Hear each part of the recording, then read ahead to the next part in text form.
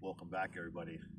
So what I found growing right here in this spot where all this grass is I found a native devil's claw, which is basically the northwest desert equivalent of okra. It basically looks exactly the same and cooks up the same way. So I said, if it's growing here, let's take this and times it by 10.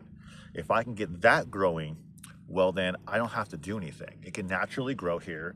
It's a native plant, nothing's gonna eat it, not really gonna get hit by pests. So here's what I did. As you can see, there's a giant swell, well, small for a swell, but big for a shovel I used, going all the way down here. Probably a good, I wanna say over 50 feet. Now, why I chose this area is if you look, all of this is my septic that was cleared over here. It all tilts to the side, all drains this way over here to this one point. So all the water sheets down, and this is still actually wet from where it rained over a week ago. Now what it does here is it slows down here and this whole thing starts filling up. Now whenever we really get those monsoon rains or we get decent rains, this whole thing fills in, holds water, it drains down. Now what my plan is I have these devil's claw. I found a lot of it in the seeds. I just start sprinkling these little black seeds.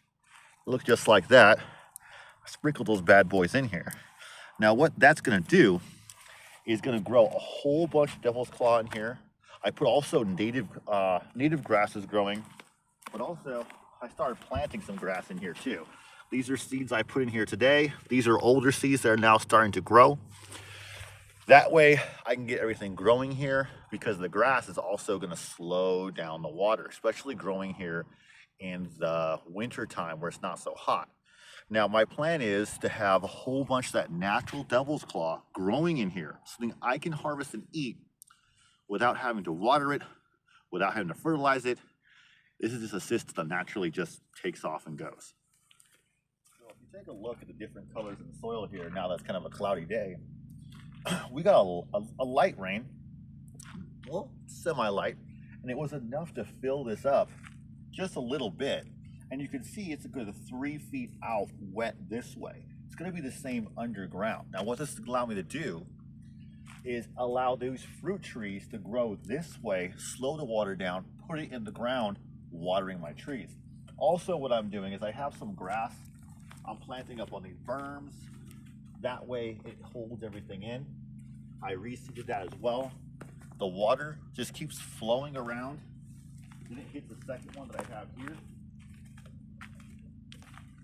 I was pulling some grass out of the garden. I threw that in there just for organic material. I have some seed in there that I put down more. That way to get that whole thing growing. That way I have something in here to slow the water down, less erosion. I have a whole bunch of grass I planted up here. This is grass that I planted. Getting this whole thing to start growing and slowing all this water down. So the trees are here, the water slows down, and these trees are able to get that groundwater all the way over here. You notice behind me, there is the biggest tree, probably within about 2 or 3 miles, is right here. And what it is it goes in between two washes.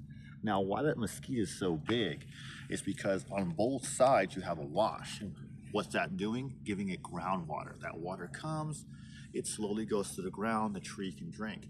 And that's the same concept that I'm doing there with growing the devil's claw, the same concept I have with slowing the water down. That way my fruit trees can do the same thing, get to that groundwater. Like, comment, subscribe.